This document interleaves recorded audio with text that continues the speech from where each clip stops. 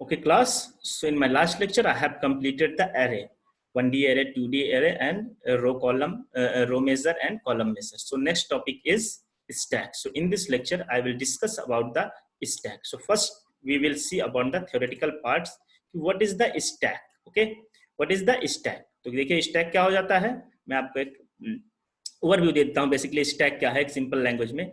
stack is nothing, it is just like a container. कोई एक box होता है, ठीक है. अब जैसे किताब हमारी बुक्स हैं, बुक्स हम क्या है एक के ऊपर एक ऐसे रख देते हैं, ठीक है.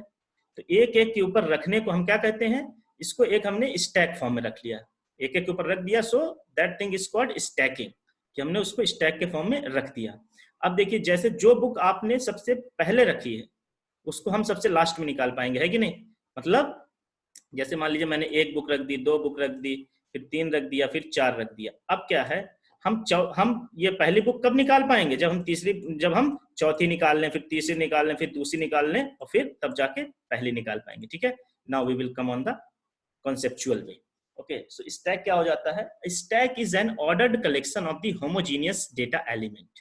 कैसा एलिमेंट है, होमोजीनियस, मतलब एक जैसे चीजों को ये एक जो है इकट्ठा करता है, ठीक है. Where the insertion and deletion takes place at the end, मतलब जैसे यही मैंने बताया आपको ये है, तो इसका जो इंसर्शन है और डिलीशन, मतलब इसमें कुछ ऐड करना है तो भी ऊपर से ही ऐड करेंगे, कोई चीज निकालना है तो भी ऊपर से ही निकालेंगे, ठीक है. मतलब insertion, this is called insertion, this is called deletion. Okay, insertion and deletion takes place at the end known as top. ये देखिए ये आपका स्टैक है, ये इसका टॉप है, सबसे है ना ऊपर. तो यदि कोई चीज इंसर्ट करनी है तो भी हम ऊपर से टॉप से ही करेंगे, और कुछ चीज हमको डिलीट करनी है तो भी हम इसको वो करेंगे, क्या करेंगे, टॉप से ही करेंगे. So that's why this structure is known as LIFO. What means of the LIFO? LIFO means LIFO, LIFO, मतलब लास्ट इन फर्स्ट आउट. अब देखिए जैसे suppose that 1 2 this is 3 this is 4. Last in, सबसे पहले क्या, सबसे लास्ट में कौन सा अंदर गया था, इसमें 4 नंबर, ठीक है. फर्स्ट आउट, तो मतलब जो सबसे लास्ट में गया है वही जो है सबसे पहले निकलेगा. So that's why this structure is known as LIFO, last in first out. Okay class, so see I have written here LIFO. Stack is an LIFO structure, last in first out. जैसे मैंने देखिए example यहाँ पे क्या लिखा है आपका, जैसे CD रैक्स. CD है, जैसे हमारी एक CD होती है, ये एक बॉक्स होता है CD का, उसके ऊपर क्या है ऐसे ऐसे करके CDs रखी होती है, ठीक है. दूसरा एग्जांपल क्या है, बुक सेल. जैसे कोई एक अलमारी है तो उसमें हमने बुक्स जो है सब एक के ऊपर एक ऐसे करके बुक्स रख दी. तो ये आपका एग्जांपल किसका है, एक general example of the stack. Okay, so now see next. अब देखिए स्टैक में क्या है, बेसिकली हम 2 ऑपरेशंस परफॉर्म करते हैं. How many operation, 2 operations. वैसे जनरली हम सब में लगभग 2 ही ऑपरेशन परफॉर्म करते हैं, एक इंसर्शन एक डिलीशन, ठीक है. तो अब इंसर्शन मीन्स किसी चीज को ऐड करना, वो क्या कहलाता है, इंसर्शन, ठीक है. एक insertion, deletion and display. Display is another thing, I will tell you what is the display. First thing is insertion. Insertion क्या है, अब स्टैक में इंसर्शन को क्या कहते हैं, पुश. इंसर्शन को हम क्या कहते हैं, पुश. इट मींस इंसर्टिंग और adding element in stack is called push operation, ठीक है. कोई स्टैक है हमारा, इसमें हमको कोई चीज इंसर्ट करनी है. Suppose that I want to insert, ये है, मैंने इसमें 1 इंसर्ट करना चाह रहा हूँ, ठीक है. ये हमने इंसर्ट कर दिया 1, ठीक है. तो क्या हो जाएगा, एलिमेंट इंसर्टिंग, तो इसमें क्या करेंगे, पुश 1. हम क्या लिखेंगे, पुश 1. ये हमने 1 को इसमें इंसर्ट कर दिया, ठीक है. It place an object on the top of the stack. हर चीज इसमें सारे ऑपरेशन के कहां से होंगे, टॉप से ही परफॉर्म होंगे, ठीक है. किसमें, स्टैक में. Now see what is the pop. Pop means, देखिए आप क्या लिखा, पॉप. पॉप मीन्स क्या हो जाता है हमारा, पॉप हम क्या किसको कहते हैं, डिलीशन को कहते हैं. ये है ना डिलीशन, डिलीशन को क्या कहते हैं, पॉप. डिलीटिंग और removing element from the stack. देखिए 1 हमने स्टोर किया था, अब हमको रिमूव करना है तो कहां करेंगे, ये इसका टॉप है तो ये टॉप से ही है रिमूव करेंगे. रिमूव करने को क्या कहते हैं, pop operation. Okay, so push is used for the insertion and pop is used for the deletion of anything from the stack. Okay, so what's the next, it removes an object from the top of the stack. वही जो मैंने आपको बताया कि इसमें insertion deletion सब कुछ कहां से होगा, टॉप ऑफ द स्टैक से होगा, ठीक है. Now two things is more, one is empty और इज फुल। तो क्या हो जाएगा, हम एरे, हम अपना नॉट एरे, हम अपना स्टैक चेक करेंगे। ये स्टैक है हमारा, ठीक है। हम स्टैक को चेक करेंगे कि भाई इसमें ये एम्प्टी है कि फुल है। यदि टॉप इक्वल्स टू -1 आ जाए तो it means our stack is empty, ठीक है। जब एम्प्टी होगा तब हमको वो क्या करेगा, रिपोर्ट करेगा कि भाई स्टैक खाली है, इसमें कुछ इंसर्ट कर लीजिए। इज फुल, ये फुल कब होगा, reported where the stack exceed the limit. अब इसकी वैल्यू, इसकी लिमिट कितनी है, मान लीजिए 3 डेटा स्टोर करने की लिमिट है। तो जब हमारा जो है ये फुल हो जाएगा तो ये करेगा भाई स्टैक हमारा फुल हो गया है, इसको रिमूव करिए, मतलब पॉप ऑपरेशन परफॉर्म करिए। So this is the concept of the stack, कि बेसिकली स्टैक क्या होता है और कैसे हम इसमें कौन कौन से ऑपरेशन परफॉर्म करते हैं, ठीक है। अब एक एग्जांपल के थ्रू मैं आपको समझाता हूं कैसे क्या हो रहा है, ठीक है। Now see